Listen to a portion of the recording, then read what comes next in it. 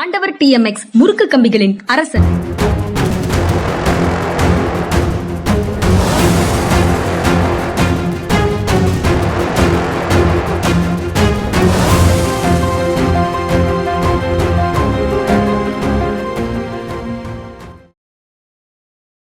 அனைவருக்கும் வணக்கம். இது மனிதா மனிதா நிகழ்ச்சி. சார் வணக்கம் சார். வணக்கம் ராம் சார். இன்றைய தினம் ஒரு முக்கியமான செய்தி. தமிழ்நாடு அமைச்சரவை 6வது முறையாக மாற்றம் செய்யப்பட்டிருக்கு. அதனுடைய செய்திகள்லாம் நம்ம பார்க்க முடியாது. சமீபத்துல சர்ச்சைக்கு உள்ளான பொன்முடி அவர்கள் அமைச்சரவையிலிருந்து நீக்கப்பட்டிருக்கிறார். அதே மாதிரி செந்தில் பாலாஜி அவர்களும் அமைச்சராக தொடரல. சில மாற்றங்களும் உள்ளுக்குள்ள நடந்திருக்கு. முதல்ல இந்த அமைச்சரவை மாற்றத்தை நீங்க எப்படி பாக்குறீங்க சார்? அமைச்சராக இருந்த செந்தில் பாலாஜியும் பொன்முடியும் தங்களுடைய பதவிகளை ராஜினாமா செய்திருக்கிறார்கள். அதனால அவங்களுடைய துறைகளை வேறு சில அமைச்சர்களுக்கு முதலமைச்சர் மாற்றி கொடுத்திருக்கிறார். ஏற்கனவே அமைச்சரவையில் இருந்து சிறிது காலம் அமைச்சரவையில் இருந்து வெளியில் இருந்த மனோ தங்கராஜை மீண்டும் அமைச்சரவைக்குள்ள சேர்த்திருக்கிறாங்க. அவ்வளவுதான். ஒரு தன்னுடைய அமைச்சரவையில் யார் யார் அமைச்சராக இருக்கணும், யார் யார் அமைச்சராக இருக்க வேண்டாம், யார் யாருக்கு என்னென்ன துறைகளை கொடுக்க வேண்டும் என்பது முதலமைச்சருடைய தனி உரிமை. It is the prerogative of the chief minister. அதனால அதுல பெரிய அளவுக்கு சர்ச்சையும் விவாதமும் தேவை இல்லாத ஒரு நிகழ்வு தான். ஆனா எதிர்கட்சிகள் இந்த அமைச்சரவை மாற்றத்தையே ஒரு பெரிய வீழ்ச்சி, திமுகவின் வீழ்ச்சி தொடங்கிவிட்டது அப்படின்னு கொக்கரிக்கிறார்கள். அதை பார்க்கும்போதுதான் எனக்கு சிரிப்பாக வருது. ஒரு முதலமைச்சரே 2001 பதவியேற்றது செல்லாது அப்படின்னு சொல்லி உச்சநீதிமன்றம் தீர்ப்பு கொடுத்தது. பிளசன்ட் ஸ்டே ஹோட்டல்ல டிஸ்குவாலிபிகேஷன் தண்டனை டிஸ்குவாலிபிகேஷனுக்கு இட்டு சென்றது. அதை மீறி அவங்களுக்கு பதவி பிரமாணம் செய்து வைத்ததுக்காக ஆளுநரை கண்டித்தது உச்சநீதிமன்றம். அந்த கண்டனத்திற்கு பிறகு ஜெயலலிதா பதவி விலகினார். வேறொரு முதலமைச்சரை அதிமுக தேர்ந்தெடுத்தது. அந்த மாதிரி அப்போதெல்லாம் வீழ்ச்சின்னு இந்த அதிமுக சொல்லியிருக்குமான்னு தெரியல. இப்போ வீழ்ச்சி அப்படின்னு சொல்றாங்க. அது போக செந்தில் பாலாஜியை இவ்வளவு தூரம் பேசுறாங்கல்ல, செந்தில் பாலாஜி மீது இருக்கக்கூடிய வழக்கு அதிமுகவினுடைய அம்மா ஆட்சியின் கீழ் நடந்த தவறு அப்படிங்கிற அடிப்படையில தான் வழக்கு. அப்போ செந்தில் பாலாஜிக்கு ஒரு பிரச்சனைன்னா அது அதிமுக ஆட்சியின் மீதான பிரச்சனை. ஆனா தங்களிடம் இல்லை என்றால் ஒருவர் எப்பாடுபட்டு எக்கேடு கெட்டு போனாலும் பரவாயில்லை அப்படிங்கிற ஒரு மனநிலையோடு வளர்ந்திருக்கக்கூடிய அரசியலை கையில் வைத்திருப்பவர்கள் இப்படித்தான் பேசுவாங்க அப்படின்னு அதை நினைச்சுக்கலாம். அப்ப இப்ப நடந்திருக்க அமைச்சரவை மாற்றத்துக்கு பின்னாடி எந்த காரணமும் இல்லைன்னு சொல்லிட முடியுமா சார்? இல்ல இப்ப ஏன் இந்த அமைச்சரவை மாற்றம் அப்படிங்கிற கேள்வி ஒரு சேரத்தானே செய்யும். 2 பேர் ராஜினாமா செய்யறாங்கல்ல, அந்த 2 பேர் ராஜினாமாக்கு பின்னால காரணம் இருக்கு. செந்தில் பாலாஜிய நீங்க பெயில் உங்களுக்கு கொடுத்தது அமைச்சராக இருப்பதற்கு அல்ல அப்படின்னு திடீரென்று உச்ச நீதிமன்றம் சொல்லுது. பெயில் கேன்சலேஷன் வேணுமா இல்ல அமைச்சராக இருக்கணுமா அப்படின்னு கேக்குறாங்க. அமைச்சராக இருந்தால் பெயில் கேன்சலேஷன் அப்படின்னு சொல்றாங்க. 2இல் ஒன்றை தேர்வு செய்து கொள்ளுங்கள் அப்படின்னு சொல்றாங்க. அப்படி சொல்வது சரியா தப்பாங்கிற விவாதத்துக்குள்ள நான் போகல. அந்த மாதிரி விரிவான விவாதத்துக்குள்ள நான் போகல. பட் அப்படி ஒரு கண்டிஷனை கொண்டு வைத்ததற்கு பிறகு Senthil Balaji has to choose. அவர் தேர்வு செய்ய வேண்டிய ஒரு கட்டாயத்துல இருக்கிறாரு. பெயில்ல இருக்கணும் அப்படின்னு முடிவு பண்ணுனா அமைச்சர் பதவியை ராஜினாமா செய்ய வேண்டிய ஒரு கட்டாயத்துக்கு வராரு. ஆர்டிகிள் 21 படிதான் உங்களுக்கு பெயில் கொடுத்தோம் அப்படின்னு சொல்றாங்க. அந்த விவாதத்துக்குள்ள போகலன்னு நான் சொன்னேன். ஆனா ஆர்டிகிள் 21க்கு என்னன்னு புரிதலை கிளாரிஃபை பண்றதுக்காகத்தான் கேட்கிறேன். அதை ஆர்டிகிள் 21 ஒரு மனிதனுடைய வாழ்வையும் உயிரையும் உடைமைகளையும் பாதுகாக்கிறதுக்கான ஒரு பிரிவு, அரசமைப்பு சட்டத்தினுடைய பிரிவு. அந்த உயிர் என்பது ஒரு மனிதனுடைய வாழ்வு. அந்த வாழ்வுங்கிறது கண்ணியமான வாழ்வு. அவங்களுடைய பர்சனல் லிபர்ட்டி என்பதை உறுதி செய்யக்கூடிய ஒரு வாழ்வு. அந்த பர்சனல் லிபர்ட்டிக்குள்ள அவர் தேர்வு செய்யக்கூடிய தொழில் செய்யற தொழிலோ பொறுப்போ ஏற்றுக்கொள்கின்ற லிபர்ட்டி இல்லையா? அப்படி நீங்க அமைச்சராகவே கூடாது அப்படின்னா பெயில் கொடுக்கும் போதே அமைச்சர் பொறுப்பு ஏற்க கூடாதுங்கிறத நிபந்தனையாக வைத்திருந்தார்களா? அப்படிலாம் பல கேள்விகள் அதுக்குள்ள இருக்கு. சோ அது நீதிமன்றத்துக்குள்ள வழக்காடினார்கள் என்றால் அது போகும். என்ன செய்யறாங்கங்கிறது அது செந்தில் பாலாஜியுடைய பிரச்சனை அல்லது திமுகவினுடைய பிரச்சனை. நீங்க செந்தில் பாலாஜி அவர்கள் வழக்கு சொல்லும் போதுமே இந்த விமர்சனம் நீங்க சொன்னதோட சேர்த்து அதையும் சொல்லிட்டா பெட்டரா இருக்கும்னு தோணுது. இப்போ எதிர்கட்சிகள் வைக்கக்கூடிய விமர்சனம் வந்து அதிமுகல ஒரு தவறு செய்திருந்தாலுமே கூட திமுக அவரை காப்பாத்துதுங்கிற விமர்சனத்தை தொடர்ச்சியா வச்சுக்கிட்டே இருக்கிறாங்கல்ல. அப்ப அது வேலிட் இல்ல அப்படின்னு நம்ம புரிஞ்சுக்கலாமா? இல்ல அதன் பின்னாடி இருக்கக்கூடிய அரசியல் என்ன? நீங்க எப்படி அதை பாக்குறீங்க? திமுகவுக்குள்ள வந்ததுல இருந்து திமுக தொடர்பான பணிகளை செய்யறதுக்கு அவருக்கு கட்சி பொறுப்பு கொடுக்குது, அமைச்சரவையில பொறுப்பு கொடுக்குது.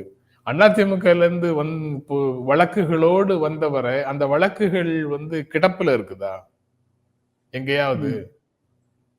அது நீதிமன்றத்துலதான் நடக்குது அப்படின்னு இவங்க சொல்லுவாங்க. நீங்க இது அந்த பக்கம் எடுத்து பாருங்க. அரசியல்ங்கிறது எல்லா பக்கமும் நடக்கிறத பாக்குறது தானே. திமுக நடக்கிறத மட்டுமே உத்து பாக்குறதுக்கு பேரு தான் அரசியலா? அங்க என்ன நடக்குது? அஜித் பவாருக்கு என்ன நடந்திருக்குது? அஸ்ஸாம் முதலமைச்சராக இருக்கிறவருக்கு என்ன நடந்திருக்குது? மகாராஷ்டிரா துணை முதல்வர், அஸ்ஸாம் முதலமைச்சர் போன்றவர்களுக்கு எல்லாம் என்ன நடந்திருக்குது? அவங்களுடைய வழக்குகள் இன்றைய நிலைமை என்ன? விசாரணை இல்லை, அப்படியே இருக்குது, அவ்வளவுதான். அதற்கு மேலே ஒரு இன்ச்சு கூட நகராமல் இருப்பதற்கு என்ன காரணம்? இப்படி பல கேள்விகள் அதுக்குள்ள வருது இல்ல. திமுக பாலாஜியை காப்பாத்துறேன்னு சொல்லி எங்கேயும் வாக்குறுதி கொடுத்து கூட்டு வந்தாங்களா?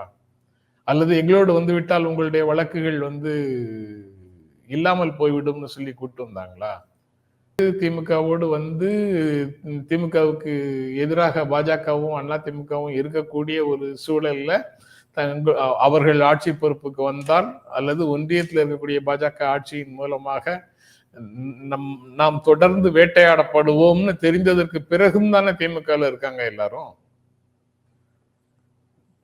தங்களுடைய பதவிகளை காப்பாற்றிக் கொள்வதற்காக, வழக்குகளில் இருந்து தங்களை காப்பாற்றிக் கொள்வதற்காக நேற்று கூட்டணி கிடையாதுன்னு சொல்லிட்டு இன்னைக்கு கூட்டணி உண்டுன்னு சொல்லக்கூடிய தகிடுதத்த வேலைகள்லயா இருக்கிறாங்க இவங்க ஒரே அரசியல் அணின்னு சொல்லி 2017-18 இருந்து திமுக, காங்கிரஸ், இந்திய கம்யூனிஸ்ட் கட்சி, மார்க்சிஸ்ட் கம்யூனிஸ்ட் கட்சி, விடுதலை சிறுத்தைகள், இந்திய யூனியன் முஸ்லீம் லீக், தமிழ்நாடு மனிதநேய மக்கள் கட்சி எல்லாரும் ஒரே பக்கத்துல தொடர்ந்து எல்லா விதமான போராட்டங்களையும் நடத்திட்டு தானே இருக்கிறாங்க. அந்த மாதிரி அந்த எதிர்த்தரப்புல சொல்ல முடியுமா? நீங்க செந்தில் பாலாஜியை காப்பாற்ற வேண்டும் என்று இங்க யாரும் இல்லை. ஃபார் தட் மேட்டர் பொன்முடியை கூட யாரும் காப்பாற்றணும்னு நினைக்கல.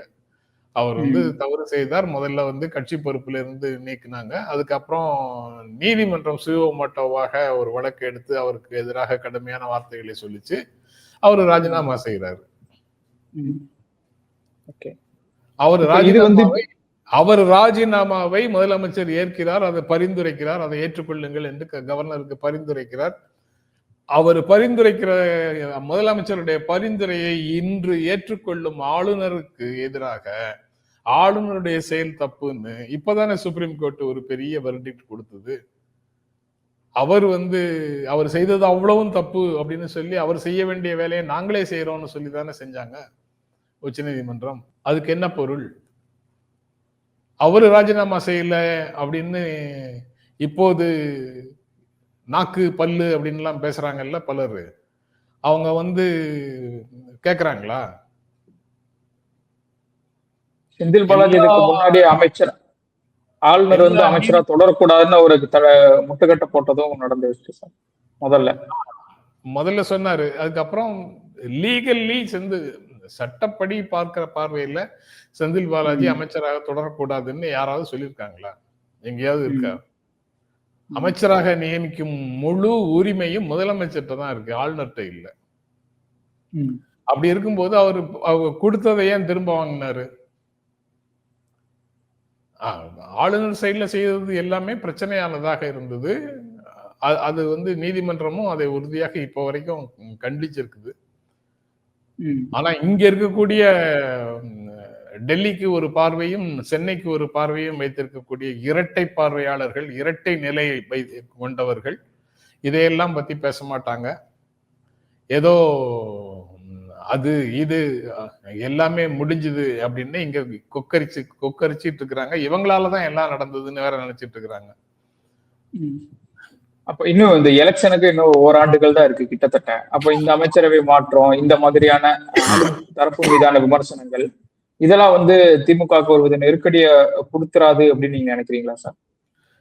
திமுகவுக்கு இது எப்படி நெருக்கடியை கொடுக்கும்? திமுகவினுடைய அமைச்சர் பொறுப்புகளுக்கு நடுவுல வேலை பார்த்துட்டு இருந்த ஒருத்தர் வந்து அந்த பொறுப்புகளில் இருந்து விடுபட்டு திமுகவின் தொண்டராக, திமுகவின் தேர்தல் பணிகளை பார்க்கக்கூடிய ஒருவராக, களத்துல முழு நேர திமுக ஊழியராக அவர் நிற்க போறாரு. அவர் அந்த வேலையை அவர் சிறப்பாக செய்ய போறாரு. எந்த மேற்கு மண்டலம் திமுகவை திமுகவிடமிருந்து ஆட்சியை மாற்றி கொடுக்கும் என்று நம்பி கொண்டிருக்கிறார்களோ எதிர்த்தரப்புல, அந்த மேற்கு மண்டலம் முழுக்க முழுக்க திமுகவின் பக்கம் நிற்கும் என்பதை செந்தில் பாலாஜி அங்கே உறுதி செய்வார்.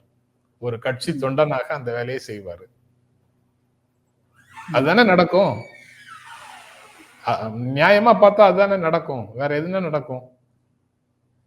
ஓகே. இறுதியான கேள்வி சார். இப்ப சில அமைச்சர்கள் இலாக்காக்கள்லாம் மாற்றப்பட்டிருக்கு. போன முறை நாசர் அவர்களுக்கு வாய்ப்பு கொடுக்கப்பட்டுச்சு. இந்த முறை மனோ தங்கராஜ் மீண்டும் அமைச்சரவையில் இணைந்திருக்கிறாரு. இவங்க இந்த அமைச்சரவை மாற்றம், இந்த இலாக்காக்கள் மாற்றம், இதை பத்தி உங்களுடைய கருத்து ஏதாவது இருக்கா சார்? இல்ல, மனோ தங்கராஜ் மீண்டும் அமைச்சரவையில் சேர்த்துக் கொள்ளப்பட்டிருக்கிறார் அப்படிங்கிறது ரைட்டு. அதாவது every saint has a past and every criminal has a future அப்படின்னு ஒரு பழைய சேயிங் உண்டு. எல்லா துறவிகளுக்கும் கடந்த காலம் உண்டு, எல்லா குற்றவாளிகளுக்கும் எதிர்காலம் உண்டு அப்படின்னு. ஏதோ குறிப்பிட்ட ஒரு தவறு செய்து விட்டார் என்பதற்காக மனோ தங்கராஜ அமைச்சரவையில் இருந்து வெளியில் எடுத்தாங்க. இப்போ திரும்பவும் ஒரு குறிப்பிட்ட காலம் வெளியில இருந்தாரு. அதுக்கப்புறம் இப்ப திரும்ப உள்ள எடுக்கிறாங்க.